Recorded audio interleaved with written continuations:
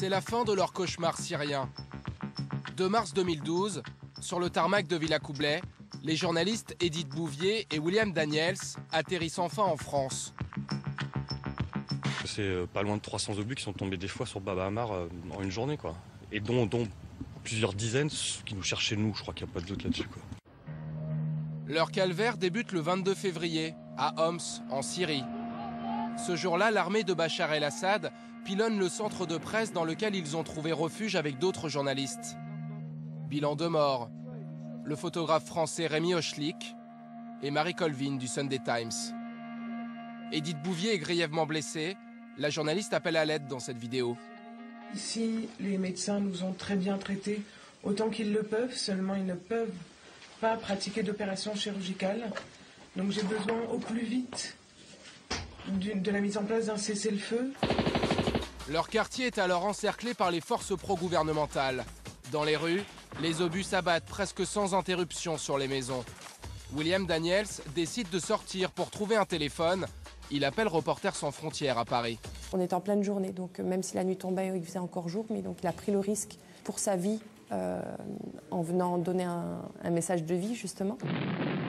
Au total, les 2 journalistes vont rester 10 jours pris au piège dans l'enfer de Homs. Quels risques les reporters de guerre prennent-ils pour nous informer? Pourquoi sont-ils des cibles sur le terrain? Et comment font-ils pour sauver leur vie?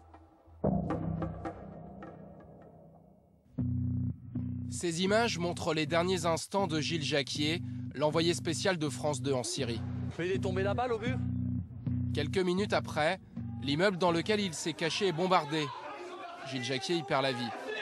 À côté du corps d'une jeune Syrienne, celui de Gilles Jacquier sans vie, contre le mur. La Syrie est devenue le conflit le plus dangereux pour les journalistes aujourd'hui. Déjà 14 morts d'après RSF depuis le début du soulèvement.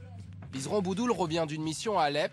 Elle a tourné ce reportage sur la résistance. Là, un groupe d'insurgés fait face à des tireurs embusqués. Ils ont repéré leur position avec ce petit miroir. Les snipers du régime sont positionnés juste derrière, dans cette rue, sur les toits d'une école. Il fallait arriver à ce quartier en traversant certaines routes. Et là, c'était extrêmement dangereux puisqu'on savait qu'il y avait des snipers. Le risque d'être abattu par un tireur ou par un obus, voilà la réalité du terrain pour ces reporters. Mais ce ne sont pas les seules menaces qui pèsent sur eux. Jean-Pierre Perrin couvre les grands conflits depuis les années 80. Au début, les enlèvements de journalistes n'étaient pas aussi fréquents qu'aujourd'hui. À cette époque, le journaliste occidental n'avait pas de valeur marchande en tant que tel. Maintenant, c'est devenu malheureusement une règle avec laquelle il faut vivre. Des enlèvements plus nombreux, car les journalistes sont devenus des cibles sur les zones de conflit. En Syrie, leur capture ou leur assassinat est désormais une priorité pour le régime de Bachar el-Assad. Je sais que je suis sur une liste que les services de renseignement ont faite de journalistes à arrêter et à juger. Le mot d'ordre du régime, c'est de tuer les journalistes. Pourquoi? Parce que pour eux, ils sont plus dangereux qu'une Kalachnikov. Raconter le combat des opposants, c'est faire sauter le verrou de l'information mise en place par le régime syrien. Pierre Terjman a lui photographié la résistance tunisienne pendant le printemps arabe. Des photos qui embarrassent le pouvoir en place. Les journalistes ont toujours été une cible puisque forcément ils dérangent vu qu'ils racontent des histoires que les chefs d'État, les gouvernements, les milices, les gens qui contrôlent des pays ou des zones n'ont pas forcément envie qu'ils racontent. Pour pouvoir montrer cette réalité, les journalistes doivent bien souvent travailler en étroite collaboration avec les rebelles.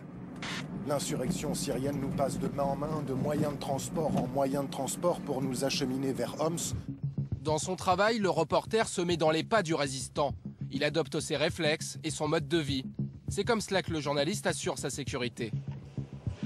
Les rebelles nous disent on va là, on se cache, on change d'appartement. Quelquefois, il nous est arrivé de changer de maison dans la nuit. Il faut faire attention avec les gens qui vous entourent, où vous allez dormir, comment est-ce que vous allez vous déplacer, tout ça, oui. Mais après, je pense que c'est un peu instinctif aussi.